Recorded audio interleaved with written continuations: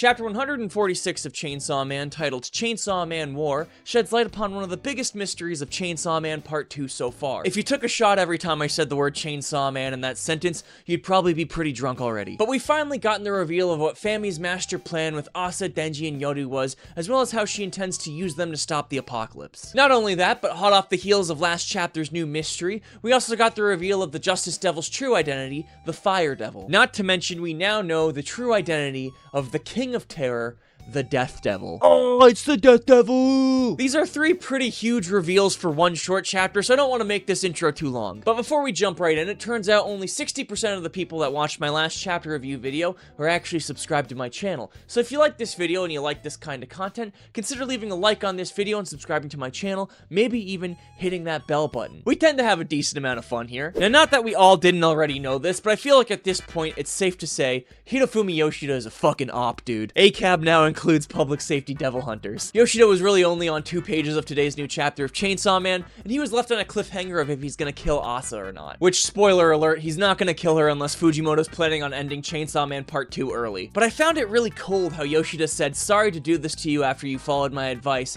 in reference to how he told Asa to stay away from Denji in chapter 121. At least that's what I think he's referring to. If someone remembers something I don't, feel free to leave a comment or tweet at me or something. Now, I said this last week as well, and I know I just joked about Hirofumi Yoshida being an op and all, but he really doesn't look all that happy to be hurting Asa like this. I think it's pretty clear that Yoshida is just a guy who's good at his job and follows orders pretty thoroughly. It's kind of sad to put it this way, but he's a well-trained dog for public safety. Fumiko's more like the dog that won't stop shitting on your carpet. I don't really know what's gonna happen from here. Is Yoru gonna take over and fight Yoshida? Are the mini chainsaw zombies gonna step in and throw a wrench in things? We're just gonna have to wait and see. Now, moving on, I will say I live for these weeks in Chainsaw Man where all of our discussion is focused on predicting what's gonna happen next in the series, then Fujimoto rips the rug out from under us. Is the Justice Devil actually the Death Devil? Is Barham planning a public safety prison break? Will the Chainsaw Man church be shut down? Nope. We now have adolescent Chainsaw Man zombies waging all-out war with society, providing a concrete reminder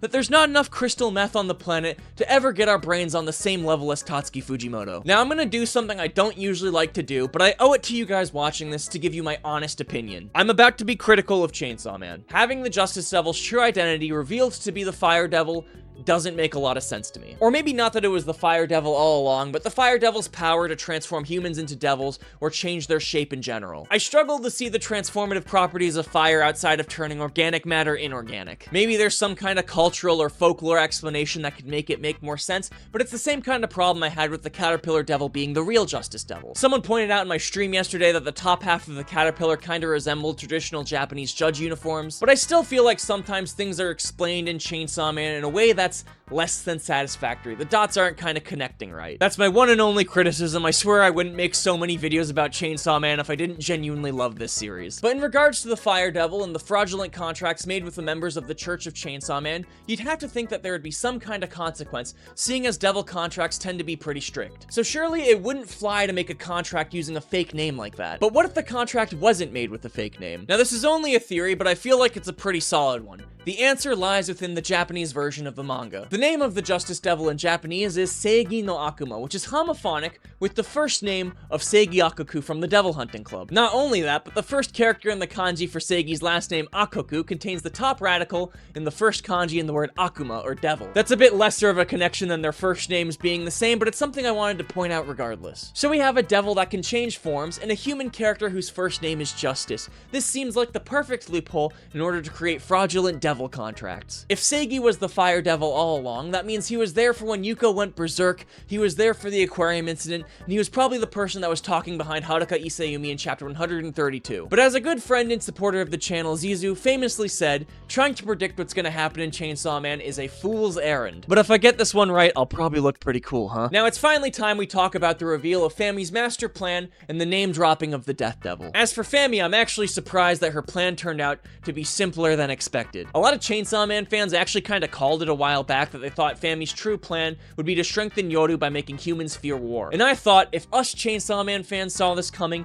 then it couldn't possibly be true. But this kind of puts Fami in a moral gray area, similarly to Makima. Not that there's any question if Makima was really a villain or not, but in the end, both Fami and Makima's plans were to the benefit of humanity, even though their methods could be considered Nazi-like. Fami in particular, though, I really gotta wonder, What the fuck could she possibly be cooking right now? Because if she has the followers of the Church of Chainsaw Man kill a bunch of innocent civilians, then she's essentially doing the Death Devil's job for her. It kind of reminds me of that scene in Deadpool 2 when Dopinder asks Wade if everything went according to plan, and he responds in a George W. kind of way. But I'm not really here to criticize Fami's planning, I'm here more to talk about the Death Devil now. Speaking of which, and not that we weren't already able to tell this via context clues, but we also got the confirmation that the Death Devil is actually a girl, and the eldest of the four Horseman sisters.